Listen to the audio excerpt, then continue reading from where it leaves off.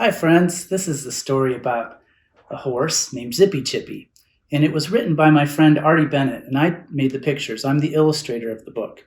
Now, normally, I would read this book to kids at bookstores and at libraries and at schools, but since we all have to stay home right now, I'm going to go ahead and read this from my house for you, and hopefully you enjoy the adventures of Zippy Chippy.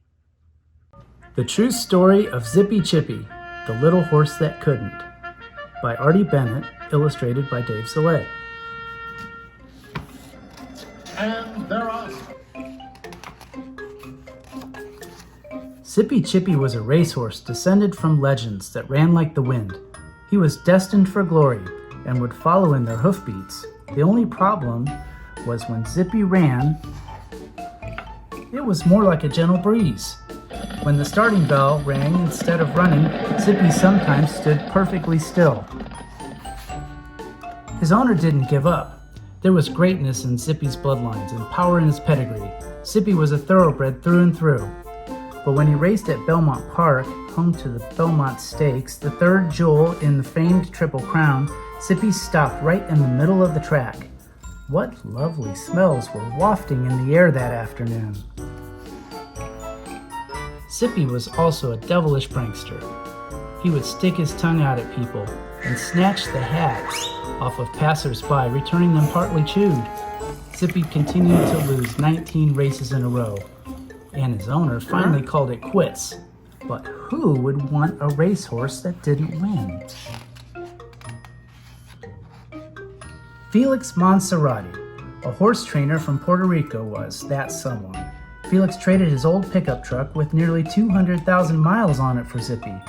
Felix believed in Zippy and felt he needed the right trainer, himself, to bring out the horse's potential. He would make Zippy a star. But Felix soon found out that Zippy was trouble, with a capital T. He trashed the exercise barn and bit his new trainer. He bucked his riders and then trotted home by himself. The rambunctious horse once even clamped on to Felix's shirt and dangled him in the air. Zippy was also an accomplished escape artist. He had a Houdini-like ability to break out of his stall. It was only when a full metal screen was installed over his stall door that these shenanigans stopped. The horse with the donkey-like ears could also be stubborn as a mule. If Zippy didn't want to do something, he didn't. He was so ornery, they kept him in an area that was off limits to most everyone for safety's sake. Felix was wondering if he had made a big mistake.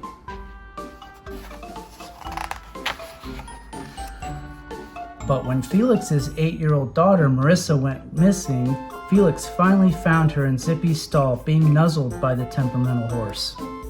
From then on, Felix said, he's like a member of the family. Fast friends, Marissa and Zippy enjoyed many spirited games of hide and seek together.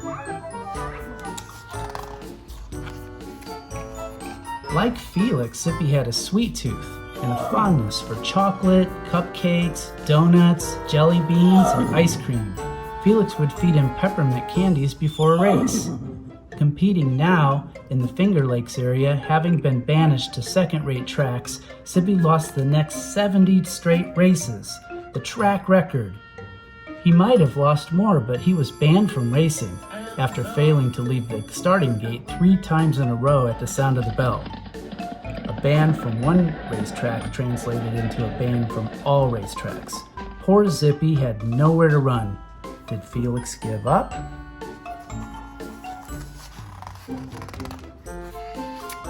No. After a year of looking, Felix found a track in Northampton, Massachusetts, willing to let Zippy pursue his passion and his dreams. As Zippy was coming up on 80 career races, Felix decided to retire his horse, to put him out to pasture. But Zippy bridled at the change. He became depressed and stopped eating, and when he wasn't racing, Felix had to bring Zippy back to the track. Zippy loved being a racehorse. It was in his blood. He just wasn't terribly good at it. Zippy lost many more races, and in 1999, he broke the record for most consecutive losses, 86 without a win. Not everybody can be a winner, Felix would tell reporters, with the massive understatement. But as Zippy's losses continued to mount, a strange thing happened. People started to take notice of the hapless horse, who had never posed in the winner's circle. Sports writers popped up, crowds came to cheer on Zippy just like they did for his champion ancestors, and they bet on Zippy to win. And Zippy would prance off the course, head and tail held high, despite suffering another loss. Felix felt that Zippy needed a win, any win, to boost his morale. So in August 2000, he set up a race against a minor league baseball player. The scoreboard trumpeted, "Man against beast." But Zippy, true to form, lost once more, beaten by the outfielder in the 40-yard sprint. Felix tried everything to change Zippy's luck. Different saddles, different jockeys, shorter races, longer workouts, and even different feed. Horseshoes are said to bring good luck, but not on Zippy. "We may be down, but we ain't done," Felix said. Zippy rallied to finish in second place in his 98th race. But in his 100th race, in September 2004, Zippy would finish dead last, though not before a remarkable farewell act. When the bell rang and the race began, Zippy stopped momentarily to bow to the crowd. It was a fitting and heartfelt gesture and brought tears to many eyes, and it was now time for the winless wonder to call it quits. If Zippy had earned a single win in his career, he finished 0-100. He would have been just another bad racehorse. But because he lost every one, he's a legend too, just like his fabled ancestors. It takes guts to compete, win, lose, or draw, and it takes courage to dream. Zippy showed us that you can lose and lose and lose and lose and still be a winner. Yep, Zippy won in the end. Yippee, Zippy Chippy! The end. Winners don't always finish first.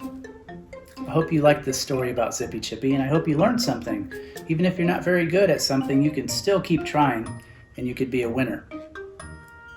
If you guys like art, and you enjoyed the pictures in here, I'd sure like to see your pictures of Zippy Chippy, so maybe you could send me some. I'll post a link at the end of this video, so you can have your parents help you send me some of your artwork. And I hope to see you again sometime. Thanks!